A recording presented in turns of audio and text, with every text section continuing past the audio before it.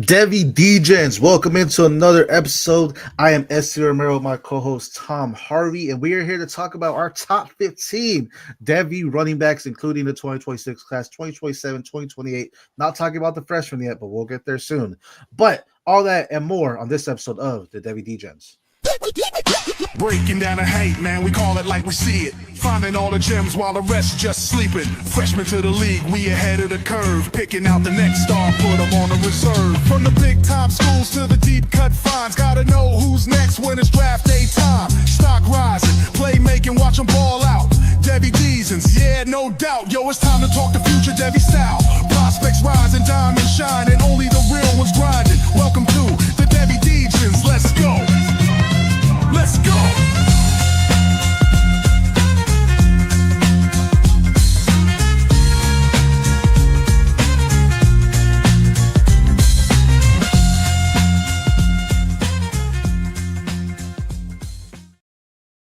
From the big time schools to the deep cut finds, gotta know who's next in line when it's draft day time. Devy Degens, I'm S. Romero with my co-host Tom Harvey. Tom, how are you doing today? Yeah, I'm doing all right. Keeping up with this Tennessee basketball game as we go. Not There you playing, go. not Tis playing too season. great, but they're winning. But Tennessee gonna make a run in the March Madness? we'll see. They got a long way to go. Long way. I'm not a fan of watching Oregon basketball. It's never pretty when it is. It's like, all right, they got something, but a lot of times it's not the same as their football. I'll say that. But there's other schools where their basketball is not the same as their football. They're a lot better. So, but it's the season for basketball. Shout out our NBA fans and our college football fans or college basketball fans. That's coming up, and before you know it, it's going to be March Madness, right? But as I said, today's episode is going to be going over our top 15 running backs. We'll give you our previous top 15 when we did the preseason before all that hype. Tell you who's out, tell you who's new, that kind of good stuff. But before we get into it, let's talk about some players that caught our eye. First up, Tommy, we have a pair of Michigan players on there. Talk to us about them. Yeah, Andrew Marsh, true freshman there from Michigan's really stepped up as their number one receiver. He had 12 catches for 189 yards over the weekend. And running back Jordan Marshall, 142 yards, 7.5 yards a carry, and 2 more touchdowns for him. He's taken on a bigger role since Justice Haynes has been out, and he's been killing it. Yeah, it really goes to show the upside of what he can have, because a lot of people are like, oh, he's we rolled him off, right? Because Justice Haynes was so dominant, but hey, the system works, right? And Jordan Marshall really going out there and doing 142 yards, as you said. And Andrew Marsh, shout out our guys as a Devy duo. I forgot who took him, but someone took him. And when they took him, I was like, hold on, I haven't really seen much on this guy. And they're spot on. 12 receptions, 189 yards. Him and Bryson there were going to be very special down the chain as well. Texas A&M wide receiver Casey Concepcion had a big week too. 7 receptions, 158 yards. What a game! Did you watch that game? Yeah, they were down 30-3 at halftime and ended up winning 31-30. Marcel Reed went off in the second half. Ridiculous. He didn't do much at all in the first half. Matter of fact, I think he had less than 100 yards passing and 2 interceptions. Yep. And then he ended up with 439 yards and 3 touchdowns. Yep. So, how about a Heisman candidate? I mean that right there is proof as to why he is a Heisman candidate. Exactly. Right. 27-point deficit to score 28 unanswered points is ridiculous. I mean, talk about what's the word I'm looking for? Just a turn of events for South Carolina. I mean, I said it at the game. I tweeted out, I'm completely out on the Norris Sellers. I know you haven't been that big of a fan of him, but at this point, his hype, if y'all want him at 101, go take him. I'm completely out on it. I did that thing with Anthony Richardson. Norris Sellers has a lot more games under his belt, but I'm completely out on the Norris Sellers at this point. I am not even wanting to draft him. I'll scout him because that's what we do, but at this point, I'm out on him. Mm-hmm.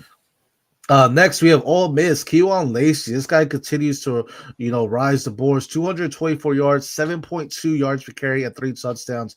Tom Hardy, this has been your guy for a while now. Talk to us a little bit more about Lacy. Yeah, Kewan Lacy, balling out there at Ole Miss. He's a missed tackle he forces all types of missed tackles. He is a machine at that. Probably the best in the country at doing that. And I mean, he has such great ability, such good vision, um, a great one cut and go type of player. Yep. Can make you miss. To me, him and Ahmad Hardy are going to be battling it out for RB1 for next year's class. Speaking of Ahmad Hardy, he had a pretty impressive game too. Talk to us about him. Yeah, 300 yards, 12 yards a carry, and 3 touchdowns. Hold on, you said 300 yards? He went 3 bills. Yeah. 300. That is, has anyone ever done that? Like, I can't. Oh, yeah. Yeah. That's wild. I want to say Samaje Perine had over 400. Oh, geez. Okay. Well, Ahmad Hardy needs to catch up then at that point, right? But still, I mean, still remarkable. I mean, 300 yards. It was against Mississippi State, too. I mean, say what you will about Mississippi State. They are still the SEC. So even though I know it's not Alabama or Georgia, but still an SEC school to run 300 yards, that's absolutely remarkable. And as you mentioned, Kewan Lacy and Ahmad Hardy, we're definitely going to talk about them. But guys that are easily rising the board for many in the Devy community. We have A&M, Marcel Reed. You said 439 yards, 3 touchdowns. Your guy out of USC, wide receiver, one of the 2026 class, Makai Lemon, what did he do? Just another game for him. 10 catches, 153 yards, and a touchdown. It just seems like the normal, it just seems like the normal game for him. Seems like he does it every week. Just coming out here dominating. I think he's really solidifying that wide receiver one. I know a lot of people at Tyson. Tyson's looking like he's slowing it down a little bit. Still gonna be a top prospect, but Makai Lemon's not slowing down at all.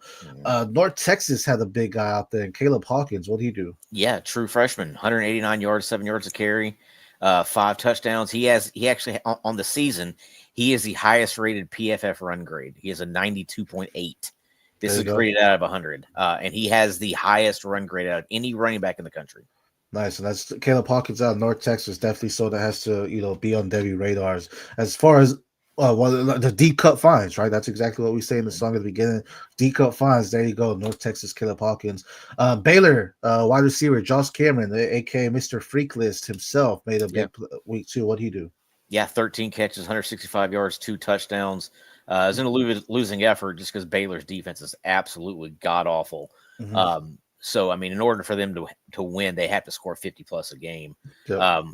They gave up 55 on Saturday. So, I mean, there's just no way for them to win games with giving up that amount of points. But he had a great game. Sawyer Robertson had another great game. He went for over 430, I think. Mm-hmm. There's just not much more that offense can do to keep them in games if that defense is just going to keep giving it up like that. Right. No, absolutely phenomenal for Cameron. Winning matters. I'm not going to say winning doesn't matter. But when it comes to college football, when you're scouting out these prospects, don't look at the win-loss. If you want to do it for quarterbacks, I understand because you need a quarterback that go out there and win, make those plays regardless of what your defense does. I get that.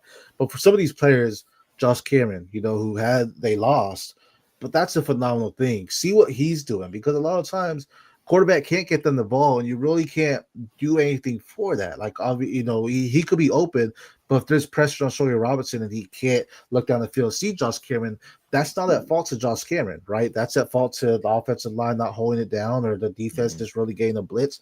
So you really have to dive into it. That's why we like looking at the All-22 to really see it, because we're not looking at the scoreboard. The scoreboard is irrelevant to their actual production on what they could do, right? So you have to be aware of that and look at that. Don't look at, Baylor's 5-5 or 6-5 or 4-6, whatever they are, and say, none of these prospects are good, because they have talent there.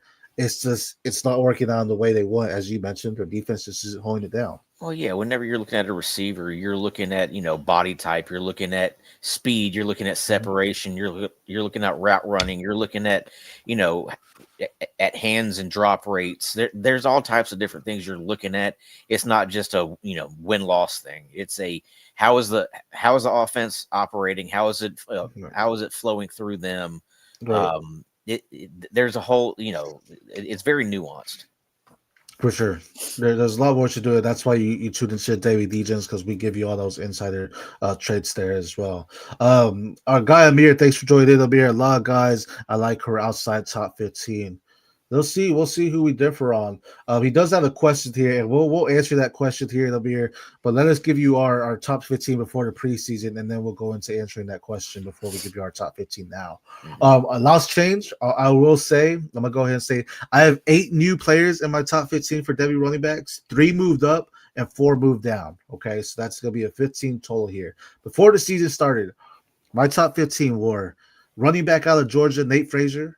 Running back out of Oregon, Mekhi Hughes. That's a sad story. Running back out of Penn State, Nicholas Singleton. Another pretty sad story. Running back out of Notre Dame, Jeremiyah Love. That one's good. I was low on that. Darius Taylor, running back out of Minnesota. Number 6 was Ahmad Hardy, running back out of Missouri. Number 7 was LJ Martin out of BYU. Then I have number 8 at Jadan Baugh from Florida. 9 was Justice Haynes out of Michigan. 10 was Achilles Deer out of Alabama, who hasn't really seen the field as much either. 12 was, or 11, excuse me, was LSU running back Caden Durham. Then I had Texas running back Cedric Baxter, CJ Baxter. Miami running back Mark Fletcher. Penn State running back Kaytron Allen. And then Miami running back Jordan Lau were my top 15. Tommy, tell us yours. Yeah, my top 15, starting off number 1, Jeremiyah Love. Number 2 is Darius Taylor. Number 3 was Nate Frazier. Number 4 was CJ Baxter. Number 5 was Nick Singleton. 6 was Justice Haynes. 7 was Jonah Coleman. 8 was Mekhi Hughes. Wow, were we off on that guy? Right. 9 was Caden Durham. 10 was Trey Wisner. 11 was Damon Claiborne. 12 was Harlem Berry. 13 was Jadan Baugh. 14 was Quentin Joyner. He would have probably remained there if he would have stayed healthy. Just kind of a tough break for him, and preseason injury. Spoiler alert: because he wasn't healthy, I actually had the other Texas Tech guy up there. Spoiler alert for future. And number 15 was Bryson Washington. Beautiful. And you had, let's see, 9 new people, 3 moved up, 2 moved down, and then you had someone stay the exact same there. So spoiler alert there. So before we get into our new top 15, a lot of things have changed, injuries, whatever it may be. Maybe they just didn't look as great. Whatever it is, a lot of things have changed. Our guy Amir asked, a friend who has a middling pro side and some pieces on college side of a C2C is wondering how many of your top 15 you would trade McCaffrey for. I'm assuming he means our top 15 running backs. And my question is, Amir, is your friend's name Amir? And with that, I'm assuming he's competing, right? Because there's no way you're trading for CMC if you're not competing. So I'm assuming he's competing here. So if you're looking at your top 15 running backs here, Tommy, without saying the names, where would you trade CMC for? Like, what's the cost? Like your RB6, your RB7? Because right now I'm thinking, I think if I can, my RB8 is probably the guy I'm looking at where I'm like, all right, if they want to do that trade, I would do it. But I don't know if I would trade anyone above that. Even maybe my 5 there. He won't reveal who his friend is. Yeah. With guys who are aging like McCaffrey and Saquon Barkley, your running backs are really tricky because really, you want to see what their landing spot is. I mean, Devy is projection, right? So, but if they got a favorable landing spot, I could see, trading for maybe a top 6 or 7 type of guy for him. You're probably not going to get much better than that. If you could squeeze a top 5 guy out, then by all means. But most people who know who these guys are, or basically anybody who plays Devy knows who these guys are. Right. They're probably not going to give you a top 5 guy. Right. I think where it's at is he's talking about the other college side there. Is C2C. I think what it comes down to is I don't know if I would trade anyone that's coming out this year, right? Like I'm not trading Jeremiyah Love for him. I'm not trading Jonah Coleman, Justice Hayes, because they're coming out here, right? So I'm not trading those because there's potentially immediate impact. But for the other guys, Ahmad Hardy, Kewan Lacy, if you're competing and you want to make a move like that, it's understandable. We can talk about Nick Singleton, how it's year over year for running backs. Not everyone's having those continuous years. It's very hard. A lot of things can transition. So if you're trading a guy that's a sophomore, junior that's not coming out quite yet, I'm more comfortable doing that than someone that we know is coming out right away for a CMC Saquon Barkley. Again, if you want to compete, go out there and make that happen. But that's just my thought on there for it. Now let's talk about our top 15 here. Who we have here. No surprise here. I have Jeremiyah Love at my one. I was off on him. I thought he wasn't necessarily going to do anything crazy. But he proved me wrong, and he's becoming one of the top backs in the nation. Currently 101 and a lot of rookie mock drafts going on. Someone was talking about earlier, he's projected to go to the Vikings, which would absolutely be amazing. Jeremiah loves to do it all back. He has the size, has the strength, has the speed. He could definitely be someone that's a home run hitter for you. What are your thoughts on Love, and where do you have him ranked? Yeah, Love to me is pretty much the unquestioned RB1 right now. He's got everything. I mean, if you just saw his nasty spin move he had the other day, where what did he go 58 yards or 56 yards, whatever it was for a touchdown. After like getting clubbered in the hole and then making that spin, he was kind of pinned up in the hole and made a quick spin move and then was just gone. Mm-hmm.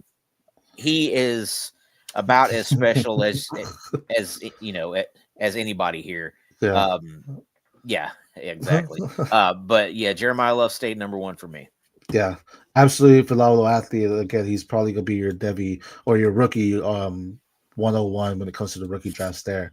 Number two. So I have a guy here that he is currently leading the nation in rushing with, he had 300 yards, as you mentioned, with 1,345 yards, averaging 6.8 yards per carry, third in missed tackles forced on the season with 71, and leads the nation in yards after contact with 937, which equates to just under 70% total yards after contact for his overall.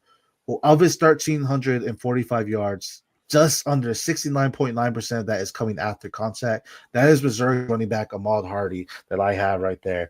I think he's an absolute stud. He's risen on my ranks there for sure.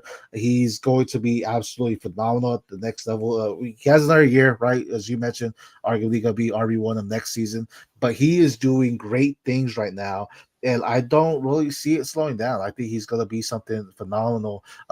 We kind of saw it, at Louisiana Monroe. The questions were, can he do it at the next level? He didn't go to the Big 12. He didn't go to the ACC. Not even the Big 10. He went to the SEC, and he's still putting up these numbers. I know against like Georgia or Alabama, he had a stretch where he was doing, 50, 70 yards.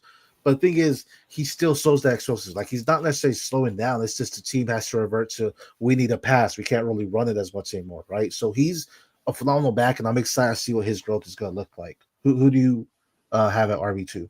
My RB2 is Justice Haynes. I think I had him number 6 going into the season. Mm-hmm. He's moved up to number 2, for me. He rivals Jeremiah Love as far as his ability.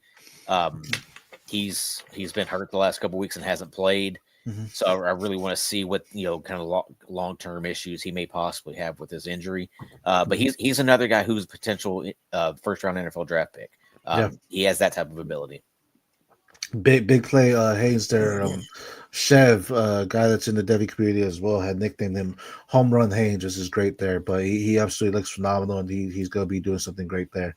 I have Justin Haynes at number 4 there. Foot surgery is what he had, he said. So that's going to be something to monitor, especially come draft time, and especially if he's going to do combine or pro day. That'll be something interesting. Number 4, though, I have a guy that leads the nation in rushing touchdowns with 19 total, leads in missed tackles forced with 85, third in yards after contact with 804, which is 70.8% of his yards coming after contact, and a total of 1,136 yards. That is all Miss running back Kewan Lacy. This guy is just smooth with it, man. He runs like butter. He sees the gap and he glides between them. He hits them with efficiency, and then he's gone. He has that breakaway speed as well. Kewan Lacy, it's funny because he had to leave Missouri. He didn't have to leave, but he left Missouri, and then Ahmad Hardy slipped into his role. But guess what? He moved into Ole Miss, and now he's doing dominance over there. Who do you have at RB3? Yeah, same. Kewan Lacy is my number 3. I didn't have him ranked coming into the season, and I mean, just because we had never seen him play, right? We didn't know even if he was going to be the starter there.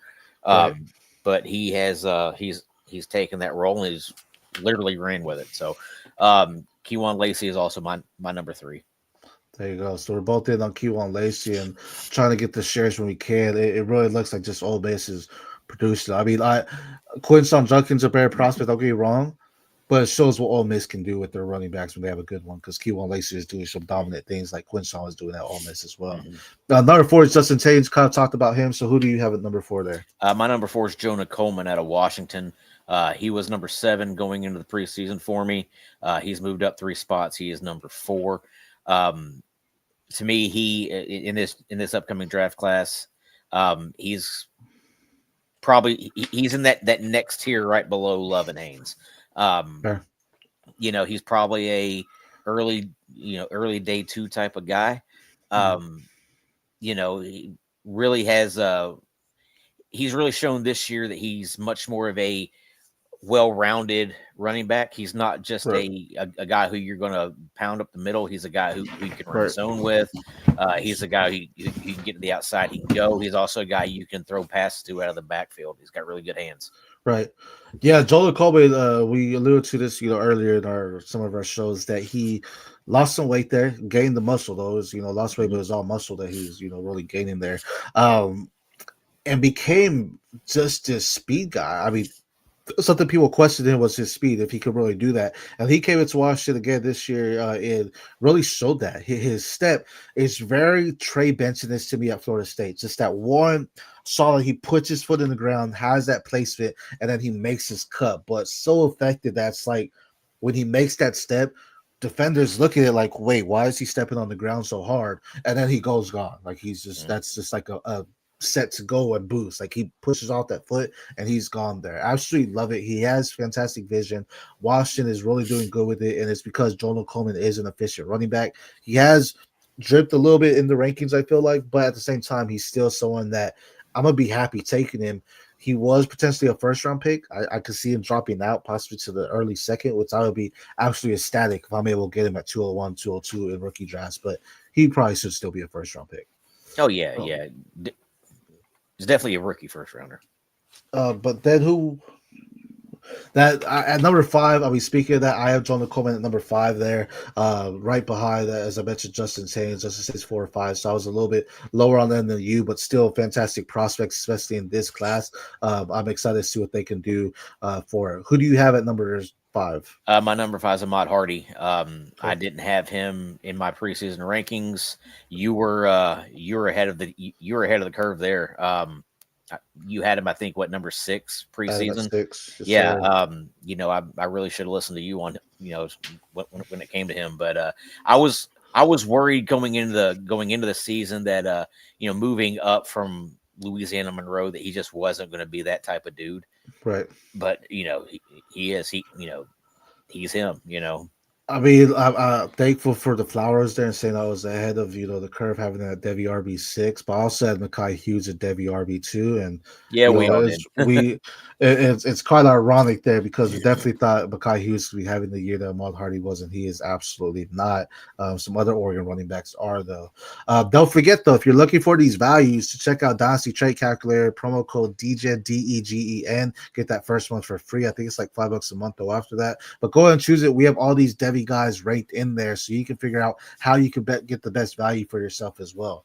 Number 6, let's talk about Lamar Bo Jackson there for my number 6. He is absolutely a stud at Ohio State now. He is looking phenomenal as a true freshman. Really took over the reins. Not only did he beat out James Peeble Jr., he also beat out, I'm getting the guy with Rutgers confused, CJ Donaldson, right? Is that Ohio State? CJ Donaldson came in from West Virginia. Okay. I know there's another CJ at Rutgers that I was thinking of. But he actually came in.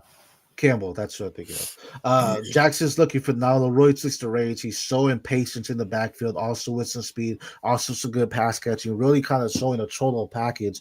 And with him being a true freshman there, really taking over the reins, it's really the sky's the limit for him and what he can do and how he's going to continue to advance. Who do you have at number 6, though? My number 6, Nate, is Nate Frazier out of Georgia. Okay. I had him number 3 coming into the season. He's dropped 3 spots. He's at number 6. Just some inconsistencies, some ball security issues. But you're able to see the explosion He had a game the other day, or a couple weeks ago, was 12 carries for like 148 yards or something like Right. that. Yep. I just think he needs, he needs the opportunity. He needs more carries. But problem is, whenever you got somebody like Chauncey Bowen's also on the team, Georgia's notorious for this. They Right. will split the carries between their running backs. They won't ever really just have a bell cow guy. Right. And we've seen it, and my call with Dave Frazier early on was, Sony Michelle. That's kind of the type of runner I see him being at Georgia right now. Just has some explosive, but also just a big bully that can run between the tackles there as well. I do have him ranked a little bit lower here. My number 7 though is a guy that I know you've been high on for a little bit. He made my list here, number 7. That's Nebraska's running back in Emmett Johnson. Absolutely stud. He's looking great so far. Missed tackles 56, fifth in rushing right now at 1,131 yards. Also being a phenomenal pass catcher as well. Really doing it all, and really a transition from what we saw in Nebraska last year. They didn't really have a running game. I thought it was going to be something with Dante Dowell there. Roy did become it. He's doing okay. I think he's at Kentucky now.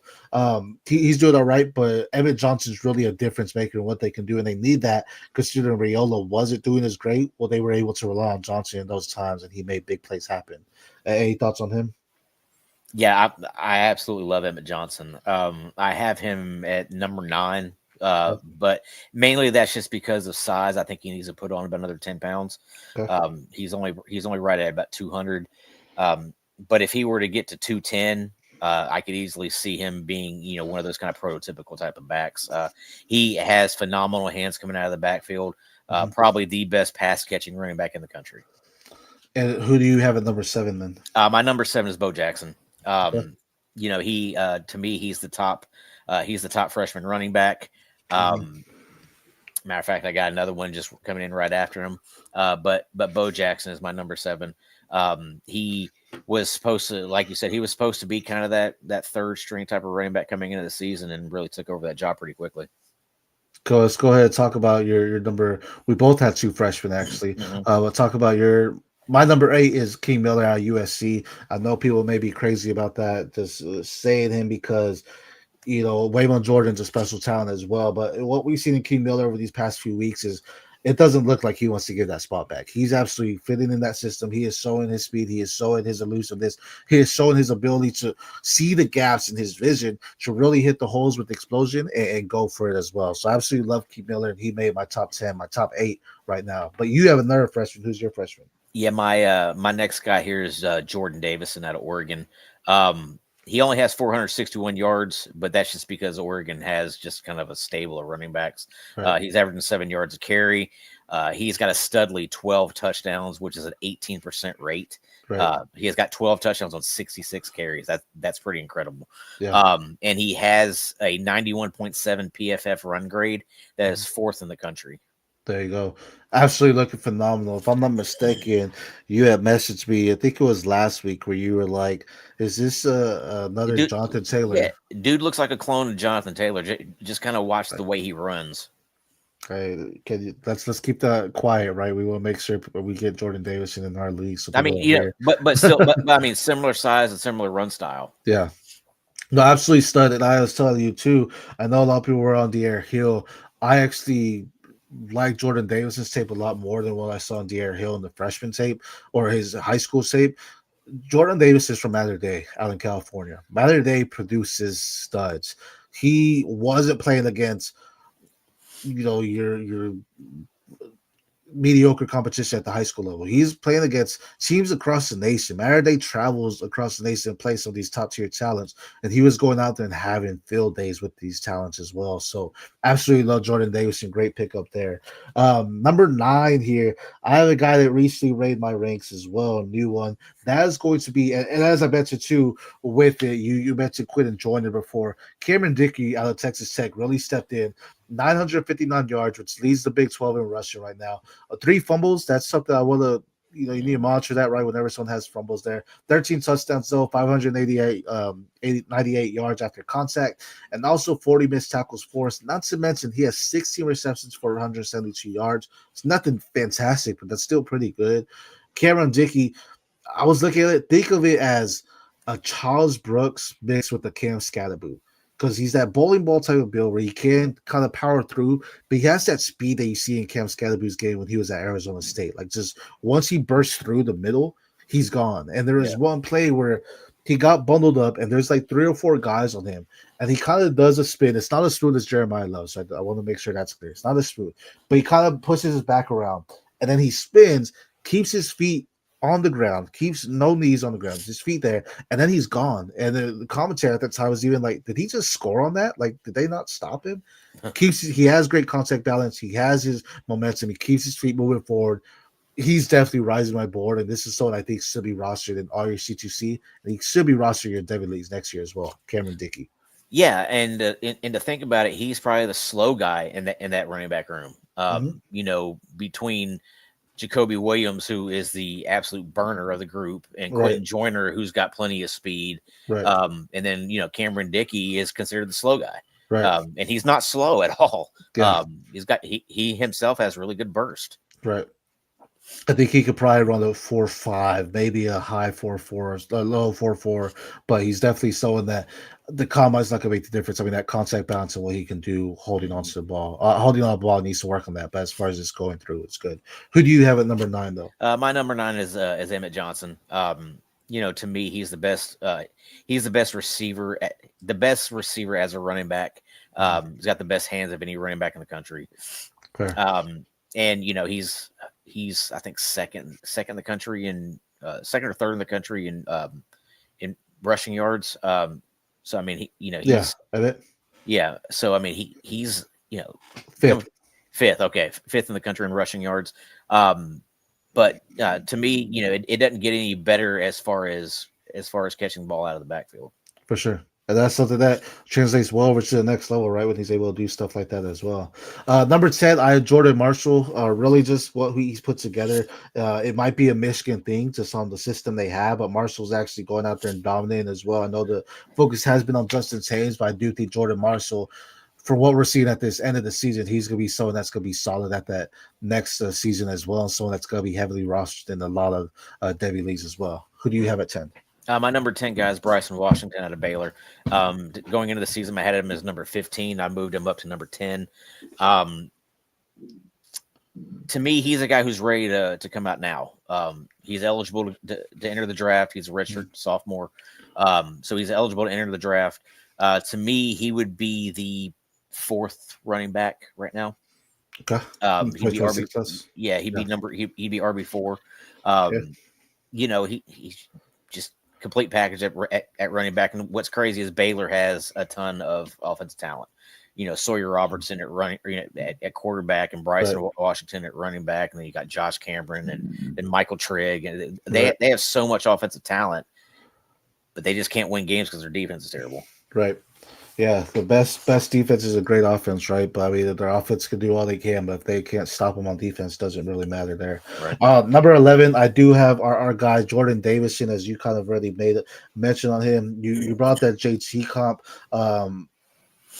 I need to go watch more of that to really get into it. But I absolutely love him. I was in love with him his high school tape, and I thought he's doing phenomenal now. And I didn't expect him to be the type back that they're really using him as. And him and Dier Hill are going to be something special next season with Oregon when it's just them two. Get J.D. Lamar out, get Noah Whittington out, just them two. They're going to be something nice, and I'm excited to see what they can do there. Who do you have? Well, and once we clear out all the guys who are leaving, I mean, Dier Hill, you know, is going to be right in my top 15 also. So, for sure. But my next guy is Isaac Brown out of Louisville. 776 yards rushing, 8.6 yards per carry. You know how I like the high yards per carry. Yeah. He's got 5.12 yards after contact average. That's higher than Jeremiyah Love and Kewan Lacy and Ahmad Hardy and Nate Frazier and Kaytron Allen and Bo Jackson and Emmett Johnson. So I mean, he has an elite yards after contact average.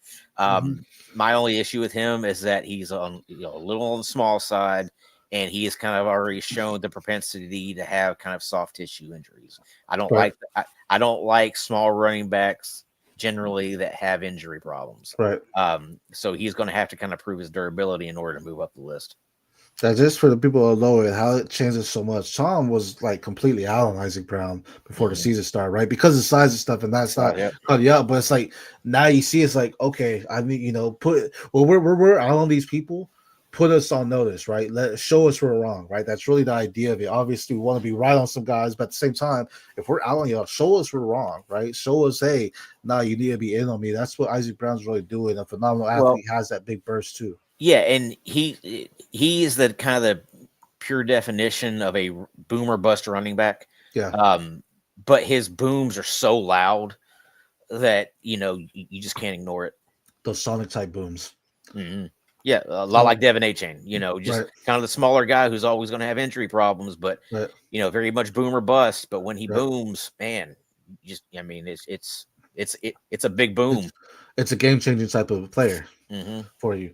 Number 12 here, I do have Florida running back Jadan Baugh. This guy just runs with physicality. He's a big bruiser, but also has some burst to him. He's not going to be the fastest guy at all, but again, just showing that he's really going to trickle down on defenses, really, inch after inch after inch, really wear it down, and then he's going to go out for a big play there. But I think Jadan Baugh is someone that should be ranked. He did drop in my ranks, but he's still someone that's really good. Really one of the highlights in Florida offense right now is him.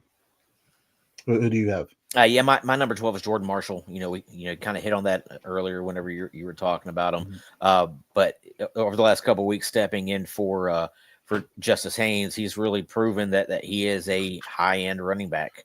Right. Just big game after big game after big game. So I mean, he was not in my preseason top 15. He is now. Nice. There you go. Marshall definitely climbing those ranks there. Number 13, I do have our guy out of BYU. He did drop a little bit for me, but that is LJ Martin out of BYU. 626 yards after contact, which is equivalent to 69% of his yards after contact as well. I do like his game. He's going to be, I saw someone say, Tyler Algier came from them, right? From BYU there. Yep. I think Algier was a better runner. But I could definitely see LJ Martin getting a role because of his size and what he can do. And he could just be someone that's a bully. He may not be a 3-down back, but he's definitely going to get someone where he's going to be that goal line type of back and just kind of bully through some guys there as well. Who do you have at 13? My number 13 is Kaytron Allen out of Penn State. Okay. You look at the disparity of the yards per carry between him and Nicholas Singleton, and Kaytron Allen is so much better. And I like I was kind of mentioning earlier, I really like elite yards per carry averages. And to me, Kaytron Allen doesn't get enough love. Everybody, kind of singles in on Nick Singleton. And it's like I really don't understand why. Singleton has a really good athletic profile, but his stats are well below average. Right. Whereas Kaytron Allen, his stats are so much better than what Singleton's are, and I just can't ignore that. Even though Singleton's probably a little bit more athletic, he's not a productive runner, whereas Kaytron Allen is in that same offense. I think especially this season as a whole with Kaytron Allen, he's really kind of stepped up because the whole time with Nick Singleton to Kaytron, they've really been neck and neck. Again, it's one season Nick Singleton, next season Kaytron, then Nick Singleton, now it's Kaytron again. But he's really separated himself from that as well, just being one of their top guys. I want to see him get a little lower on the shoulders. He's a bit taller build, so I want to see him get a little lower on the shoulders and go through some guys. He kind of runs with a vertical attitude, if you will. But I do like Kaytron Allen. I think he's getting some buzz. He potentially, with the season he had and with the season Nick Singleton had, he potentially moved himself up into day 2 category, if not really early day 3. But Kaytron Allen is so that I know is rising up some boards as well, and rightfully so. He's really been the only thing working for Penn State all season there. So absolutely great call out there. My number 14, I have Nate Frazier. He dropped 13 spots for me. I am really high there, but he's I like it with Chauncey Bowles coming in and really taking over the reins. I was all right, maybe not. He looks like I don't know if he'll be a 3-down. He could be, but again, that Sony Michel type of comp where I think he can have a good season. I just don't know if the longevity is going to be there, but I am still a fan of Nate Frazier, and he is definitely someone that should be on your Devy rosters as well. Who do you have at 14? My number 14 is Jadan Baugh.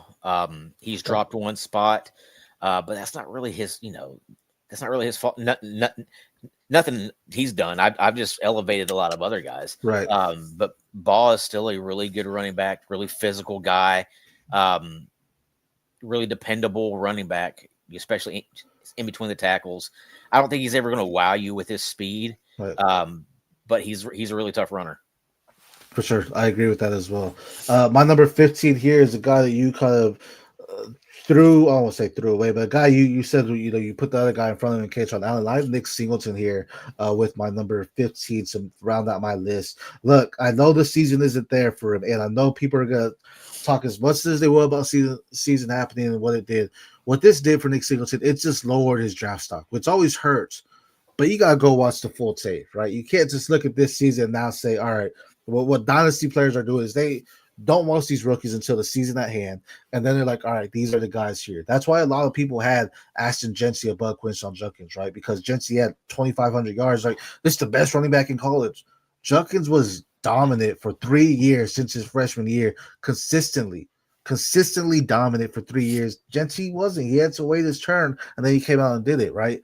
Nick Singleton was dominant these past 3 years. He should have came out last year. He did not. He ended up staying, and it hurt his draft stock. But don't let it hurt your teams. He is still an athletic guy. He is still a good running back. This just wasn't the season for him, and unfortunately, it's a constant. But what does that mean for us? You're getting him at a discount next year in your rookie drafts. I still do like Singleton. I think, right fit, he can still get something, and someone's going to potentially get a steal here when it comes to the draft there. Who do you have at 15? My number 15 is Waymond Jordon out of Southern Cal. He's lost for the season now, but prior to his injury, he was the RB1 there at Southern Cal. Showed again, he's not a guy who's going to just wow you with his long speed, but he's got good short burst. Meaning he's going to get through the hole quick. He's got good hands out of the backfield. He's got really good vision. I think he is to me, he's a Woody Marks, another, he's another type of Woody Marks type of player to me. Right. Love Woody Marks. Again, coming out of that same offense too. So, he plays a lot like Woody Marks. And I think that's probably the right comp for him. No, I love that comp. That's a great one there. And I absolutely love Woody Marks there. A lot of people weren't aware about him, but smooth vision, great pass catching ability. He has, like you said, that short area burst, but really, get him past the first 10, 15 yards and he's gone, right? I'm curious to see what's going to happen with Waymond and Q Miller on which one transfers out, because I feel like one might end up transferring out based on the season, because they both had opportunity and they both really knocked when the opportunity came to as well. So it'll be interesting to see if they stay or if one transfers out, knowing there's going to be some open spots. Well, I'm fairly certain Waymond Jordon was going to enter the draft. So okay, there you go. Yeah, after the season, I mean, he did enough, right? And speaking of that, those were our top 15. I do want to say some honorable mentions that didn't make the list here. Hollywood Smullers at NC State. I know our guy Amir has been big on him. Injury kind of put him down a little bit because he is a smaller back, so that's really concerning right towards the end of the season. Combine can definitely raise him up a little bit more as well. I think he has one more year of eligibility, though, right? Yeah. I believe. Yeah. So he could stay or he could enter off this season. I don't see a reason why he would stay, especially, again, going to the Nick Singleton thing. You have the production year. Go for the running backs. Go out there and use that year. Say, all right, I'm going to enter the draft if you're eligible there. Jadarian Price, so now Notre Dame. I know he's rising a lot of draft boards as well, or a lot of Devy boards. I mean, he's looking phenomenal. Possibly the next guy up when Jeremiyah Love leaves. Jadarian Price is going to be that guy. De'Aaron Hill, as you mentioned, once our guys trickle out for 2026, De'Aaron Hill makes our list. And Mark Fletcher Jr., another running back out of Miami. He has the size. I just don't think he has he hasn't put it all together yet, because I see a phenomenal running back potentially. Like you like Kaytron Allen, I think Mark Fletcher could be that type of running back. He hasn't necessarily put it all together quite yet. So I'm hopeful for him, but there's a lot more he still needs to do as well. Those go to our honorable mentions. That is our top 15 new guys that I have, and I'll let you say your new guys that made it here. We have Jonah Coleman was his name originally. Bo Jackson, Emmett Johnson, Key Miller, Cameron Dickey, Jordan Marshall, Jordon Davison, all guys that are new to my list here. Who was new on yours? Yeah, I actually had 9 new guys on my list. Kewan Lacy, Ahmad Hardy, Bo Jackson, Jordan Davison, Emmett Johnson, Isaac Brown, Jordan Marshall, Kaytron Allen, and Waymond Jordon. There you go. Kewan Lacy was also new on mine. I didn't mention him, but he was new on mine though too. But no, there you go. The running back landscape always changes, as y'all progress and move forward with us. We will do other ones as well, where we're gonna talk about our Devy rookies, and our the freshmen incoming. We'll do rankings as we move forward as well. But that's our top 15 as it is right now for the running back position. Now, Tommy, games of the week. We're getting closer to the end of the season here. Games matter now. We have Louisville number 20 versus SMU. That's going to be an absolutely great game. I think SMU has 2 losses on the season, if I'm not mistaken, 2 or 3 as well. SMU, I think it's 3, yeah. So Louisville's right there, but I feel they could easily jump in. I think the SMU can jump Louisville for that if they will, if I'm not mistaken, because it's going to be a close game. Kevin Jennings out of SMU, Louisville, as you mentioned, Isaac Brown has that guy there as well. So it should be a fun game to watch for it there. Now, yeah. Well, Brown's out for a while, so. Oh, Isaac Brown is there. You go. Yeah, I mean that. So, kind of what I was telling you earlier. Just kind of a guy that's always going to have injury problems. Being a smaller dude. That could be the impact there for him. Right. The next one here is USC number 17 versus Oregon number 8. Luckily, they are in Austin because I wouldn't want them to play down in Pasadena at USC, Southern Cal. But this should be a good game. I mean, it's been rainy up here, and that's affected some of the games to be closer to what they should be. But this should be a fun game to watch. If it's a bright, sunny day, watch out because both teams will bring the heat there. Any thoughts on that game? I think Oregon defensively is really going to stifle USC. Yeah. As much as I like Makai Lemon and King Miller, Jane Maiava. Yeah, Jane Maiava. Jacoby Lane. Mm-hmm. I just think Oregon's defense is too good. Yeah. So I mean, I'm going to take Oregon in this game to win, mainly just because I think defensively they're just good. They're so much better defensively than what USC is. It's at home. If there was at USC, I can hear the argument for USC win, but it's in Austin. I don't see them losing to USC there, but hopefully it's not as close as I think it could be. Well, plus the way Notre Dame really handled Southern Cal. Yeah. I think Oregon can do the same. And USC's always been a team where they have a high-powered offense. They just don't have the defense to match it. So it's like a Baylor, right? A high-powered offense is not really the defense to make the stops that they need. Number 12, BYU versus Cincinnati, number 25. That's going to be a big one as well. Your guy, Brendan Sorsby, going against the freshman, Brad Beckmeyer. My guy, Chase Roberts, going in there. This should be a fun game to watch overall. And it really possibly is going to be a big, high-scoring one. Yeah, should be. For it. Both these teams are able to put up points. Both running backs are really good mobile quarterbacks. Bachmeyer is an absolute unit. But yeah, Kurt Herbstreit said he was about 260 pounds. Jesus, which is just monstrous, especially as a freshman. That dude's going to moves well. Yeah, that dude's going to end up looking like Jared Lorenzen. But I mean, he moves well for that size. Both and then Sorsby to me has a lot of Josh Allen in his game. Big physical type of runner, cannon for an arm, can make every throw. Yeah, this guy will definitely come back to what quarterback makes the bigger play, right? For it. Those are our games of the week, but we still have some games we want to watch this weekend as well. Starting with your Volunteers 23, Tennessee versus Florida. Talk to us about that game. Yeah, this game's at Florida at night, so it kind of scares me. Tennessee hasn't won in Gainesville since 2003. If they're going to do it, this is the year to do it, though. I think I had in the preseasons, I think I have Florida winning this game, and you were like, you're crazy, but we'll see. It should be fun, though. As we know, Florida hasn't really done well. Someone said, in one of the discords I'm in, they were talking about why would you DJ Lagward? I brought up Texas Tech. I think that would be great, but as you mentioned, if Lane Kiffin goes there, I think that's crazy as well. But should be a good one. We'll see. I think this is really going to tell about Florida if they've given up, or if they're going to go and try to get it. Because at this point, you're just trying to upset teams, right? So yeah, Florida's just a weird team. I mean, they beat Texas, but they turn around and get absolutely hammered by Kentucky, and then they give Ole Miss everything that they won over the weekend. So, it's like, which Florida team's going to show up? Right. because it's not consistent. That's what you need in Devy, at least for the rankings, is to be consistent there. Mhm. Michigan number 18 versus Maryland. I put this one on there because Bryce Underwood versus Malik Washington. Many, including us, had Bryce Underwood as the number one freshman. I may have been argued with seeing Keelan Russell, but Bryce Underwood, number one freshman. But really, we weren't talking enough about Malik Washington out of Maryland, and that could be a difference maker too. So this one should just be a fun one to watch between two Mhm. freshman QBs there. Yeah. And last, go ahead.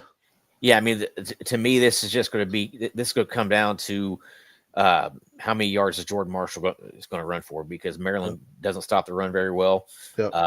Jordan Marshall should have 150 plus yards again. Yeah, should be a big one for him, and that's where I want to see the development of Bryce Underwood, and he progresses, because right now there's been a heavy run game. Michigan for a while has been heavily on the run, so we'll see what they do moving forward there. And then TCU versus Houston. This one's a nice one here. I know Josh Hoover, Waymond, Houston. Taylor Coyzell, a tight end prospect that a lot of people aren't talking about, but I think he has the traits to be something nice. A guy tall, big, physical, can be a nice blocker. TCU has a good offense as well, right? Jordan Dwyer and McAllister there. So it should be a fun game to just watch. None of the teams are ranked, but Houston, I'm originally from Houston. I'm a homer. Texas Christian, Abilene is great as well. So this should just be a fun game over here to watch in general. Yeah, really interested to see the Connor Weigman against Josh Hoover dynamic here. I think both are fairly decent NFL prospects in this upcoming draft, but you're probably looking at day 3 type of guys. Yeah, for sure. So it gets all here, baby. Who's from Houston? Who am I thinking of that threw for like 8,000 yards at Houston? Case Keenum. Keenum, just similar I don't see them as full time franchise quarterbacks. Get on the team though, and we may see them start a couple games in the NFL. Right. For them. That's all we have for y'all today. For everyone joining in, we appreciate y'all. Don't forget, if you're looking for the best Devy value, to look at the Dynasty Trade Calculator. Use promo code DEGEN, DEGEN, to use that. Get that first month free. I think it's like $5 after that. But again, all those Devy players we were talking about, the running backs rankings are in there, so you can go in there and figure it out and figure out how you could trust it. Who can you get for CFC, or what should you do to find that equal value? That's in there for you as well. Next week, we are doing our wide receiver, our top 15. So stay tuned for that. We'll give you our preseason and what they are now.